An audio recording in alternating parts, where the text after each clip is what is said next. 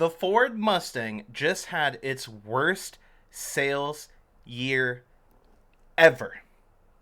Ho ho ho, we're gonna talk about it.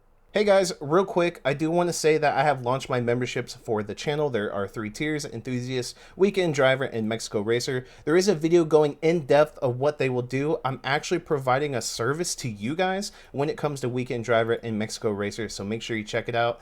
And if you ever wanted real carbon fiber parts, I do have a promo code with carbon add-ons. Whether you have a Chevy, a Dodge, or a Mustang, a Ford, you can get real carbon fiber parts and save 5% off even on the discounted stuff using code FitCityGarage5, or use the link in the description of this video down below. So thanks for checking it out, and let's get on with the video. Well, guys, it is official. In the history of Ford Mustang sales, 2024 has been the absolute worst. Now, why is that? Why is that? Well, it's not supply chain issues anymore. We can definitely attest to that. That's been resolved. Cars are sitting on the dealer lots. It's mostly due to price, and it's not a great product. Now, coming from me, that should say something, because I had a 2024 Mustang Dark Horse. And I don't know if you guys have seen, just a month ago, I sold my Mustang Dark Horse. It was nothing special. It wasn't. It's kind of like a Ford marketing ploy to be able to upcharge a spec'd out Mustang GT. The only thing truly special about this vehicle is the brakes. It is, and I will attest to Ford for this, good job. It is the #1 most powerfully stopping vehicle via the brakes on the planet. It is the most powerful braking vehicle on the planet. It's true. It's been tested. It's a fact. But other than that, nothing else is that special. Now let's go back to the article. And by the way, if you want to see that video, it's on the page. I'll have the link in the description down below, along with this article. So let's go over the article and why. Why is it doing so bad? So let's go over it first. Sales figures are coming in, and the news isn't good for the Ford Mustang. The enduring pony car had just 44,000 buyers last year, officially making it the worst year for Mustang sales in its 60-year history. Sales have dipped to the point where the electric Mustang Mach-E, that piece of crap, shunned by pony car purists as not being a real Mustang, it outsold our Mustangs, the EcoBoost and the GT, by over 7,000 units. Ford loses money on the Mustang Mach-E's, yet they sold more than the EcoBoost and the GT cars. Why? Well, first of all, you can't tune these. Huge mistake. Huge mistake. Probably the most damning mistake. You cannot do anything to these cars. People, not everyone, wants to add $12,000 Whipple supercharger kits and only have their tune. Which, by the way, people are blowing stock cats out of their cars. I mean, that's been a thing since the dawn of time, but people are doing it and they're blowing their engines and they're not getting covered. It's happening.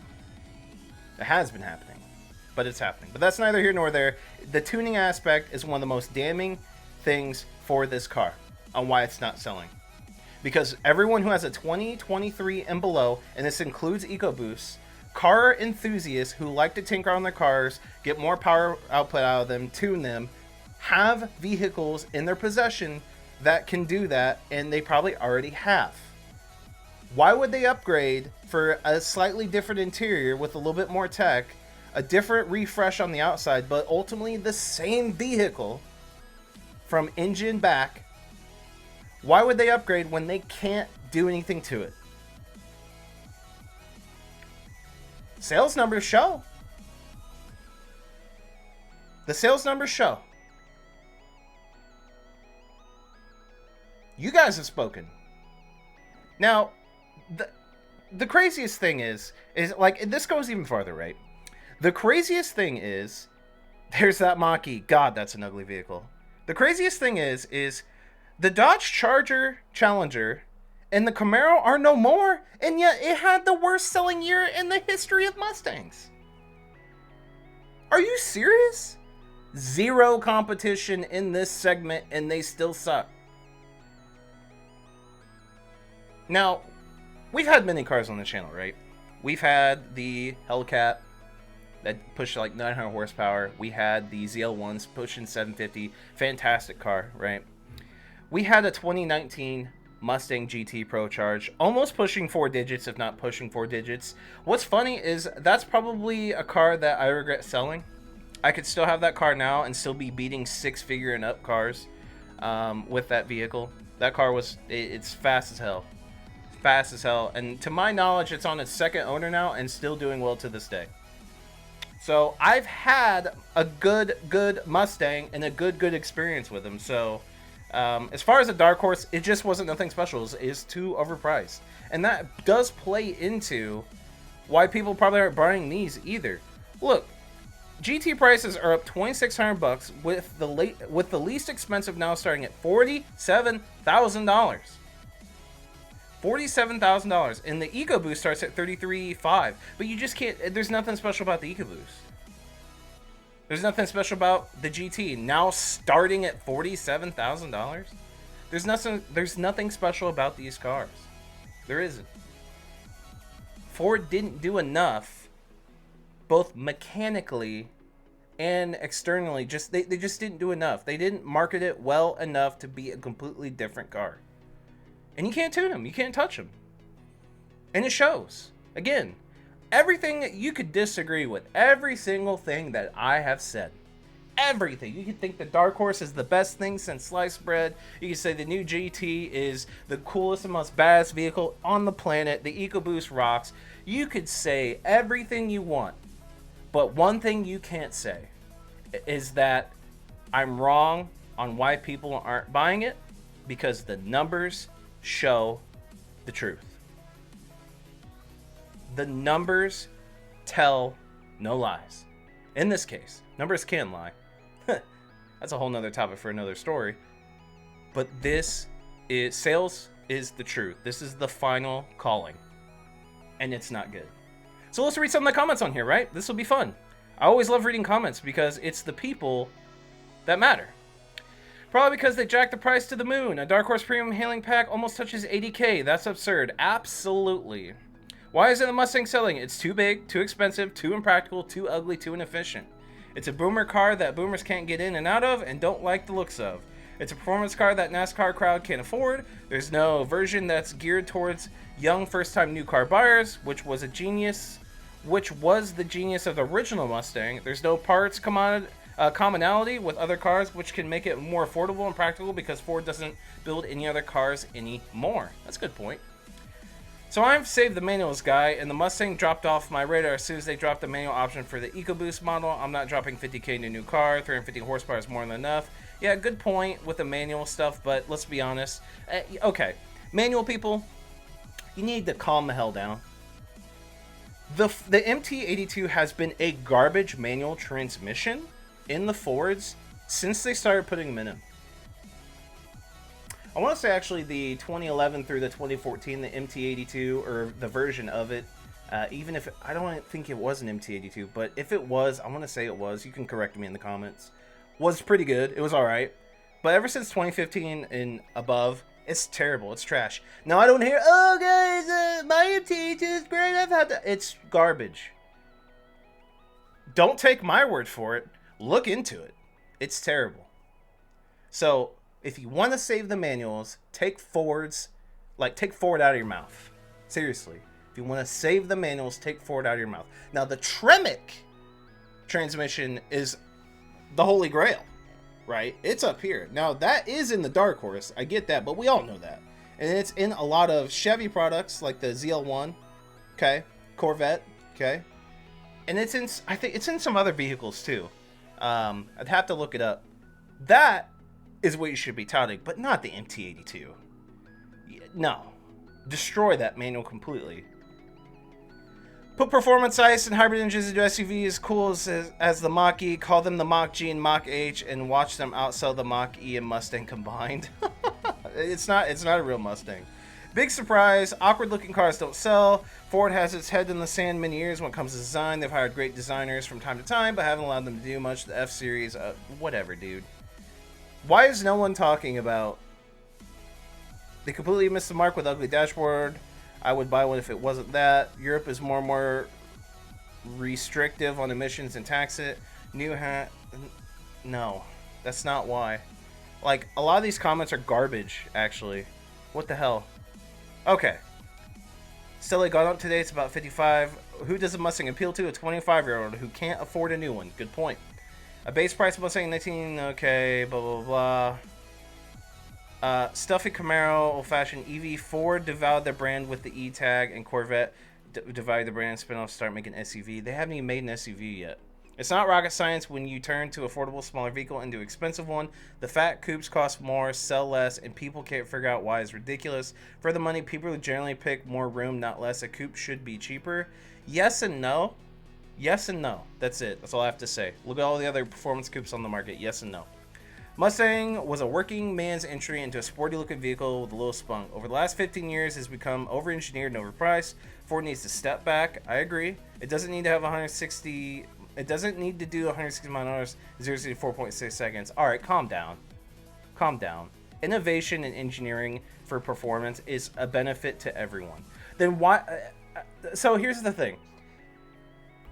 People love the Tesla Plaid because you can go out and buy a world-beating car. 9.2 seconds in the quarter mile, 0 to 60, if you're lucky, just under 2 seconds. Everyone loves that electric car because it is blistering fast. If you could get blistering fast ICE vehicles, people would buy them for that price point. People would buy them. You know why? Because they're fast. That matters to people. It matters and it sells.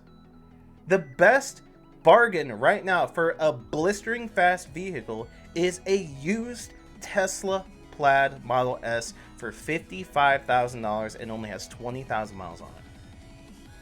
It has a battery warranty for 10. Let's see, it'd be about 2021. So it has a battery warranty until 2031. Drive the balls off of it. Let the freaking battery blow up, and you'll get a new one. Like, it's the best deal on the market for performance, through and through. And there's a reason why people love those cars, even if they hate electric vehicles. They'll own one because it's a monster. Just gotta slap some brakes on it, and you're good to go. $5,000 brakes, and it's a monster.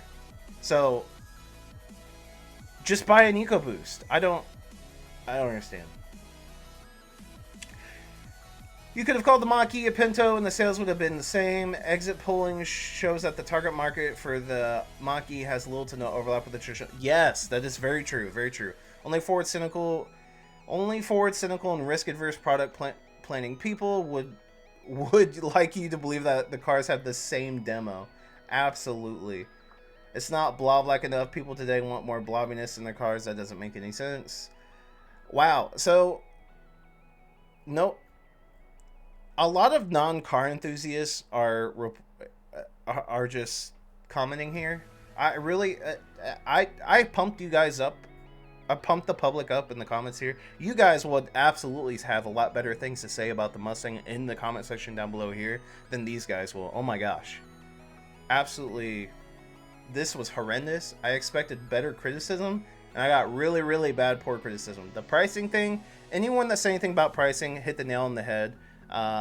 For sure, that is definitely one of the main issues. Tuning, main issue. Not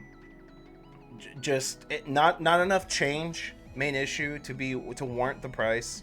And just marketing like the dark horse, and whatever they're gonna come up next with, overpricing the crap out of it and just saying, oh, it's so freaking special when it's not good. Main issue. So they need to have a heart-to-heart, because if the Camaro comes back, the inline 6 Charger is badass and it literally can be tuned or is unlocked for tuning so easily. Like, Dodge decided to not lock it very strictly. Look out, because I think a inline 6 fully forged engine making 550 horsepower, all-wheel drive, even though it might be 4,400 pounds, that thing is going to rip.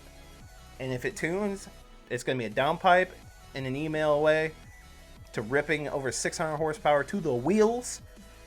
unbelievable. And I just have a good feeling that GM is going to be cooking up a different, whether it's a Camaro or a Nova, something crazy, right? They're going to be probably cooking up an affordable V8 coupe, or maybe even a four door. We'll see.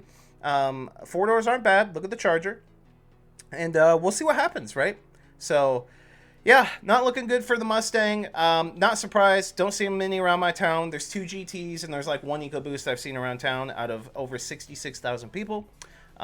When there's plenty of S650 Mustangs all around. So, yep, not seeing them. They're not selling. Makes sense. Worst decision Ford has ever made in the history of Ford's Mustang career. Not surprising. Mine's gone. I'd get back into another S550, but until tuning comes out, I'm not even going to look the direction of a 2024 and up. That's it with me. Leave a comment in the comment section down below, and I'll see you guys in the next one.